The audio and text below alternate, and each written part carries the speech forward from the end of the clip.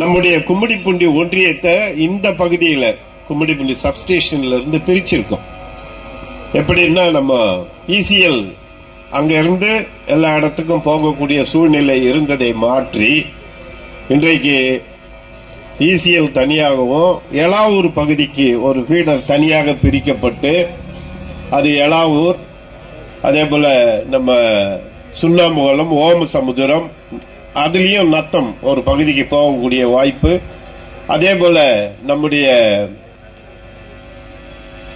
மெதிப்பாளையம், வல்லம்பேடு குப்பம் வரைக்கும் ஒரு ஃபீடரை பிரிச்சு அவங்களுக்கு தனியான முறையில் மின்சாரம் வழங்கப்பட்டது. அந்த மின்சாரம் வழங்கப்பட்டதுனால இப்ப அங்க லோ வோல்டேஜ் கிடையாது. கரண்ட் புதுசா கொடுக்கல, மின் அழுத்தம் எங்கேயும் லோ வோல்டேஜ் வரக்கூடாதுன்றதுக்காக பிரிச்சு எடுத்திருக்கிறோம். இப்ப அங்க விவசாயிகளுக்கு தேவையான அளவுக்கு மின்சாரம் கிடைக்கின்றது. அதே போல வீடுகளுக்கு தேவையான அளவுக்கு மின் அழுத்தம் சரியான முறையில் அவங்களுக்கு கிடைக்குது. அதுக்கப்புறம் இப்போ 2வது முறையா நம்ம இந்த தம்புரெட்டிபாளையம் இத பத்தி நம்ம பாஸ்கர் பேசும்போது எடுத்து சொன்னார் என்னென்ன கஷ்டங்கள் அப்படின்னு. துறை இப்ப மின்சார வாரியம்னா அவங்க நெடுஞ்சாலை துறையை சார்ந்து போகணும், நெடுஞ்சாலை துறையை சார்ந்து போகணும், உள்ளாட்சி துறையை சார்ந்து போகணும்.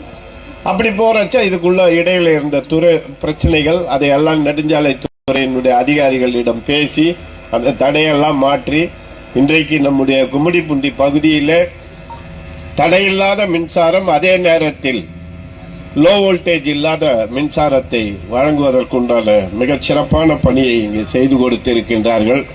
அந்த நம்முடைய கோட்ட பொறியாளர் அவர்களுக்கு, பாண்டியன் அவர்களுக்கு என் நெஞ்சார்ந்த நன்றியை நாம் தெரிவித்துக் கொள்கின்றோம்.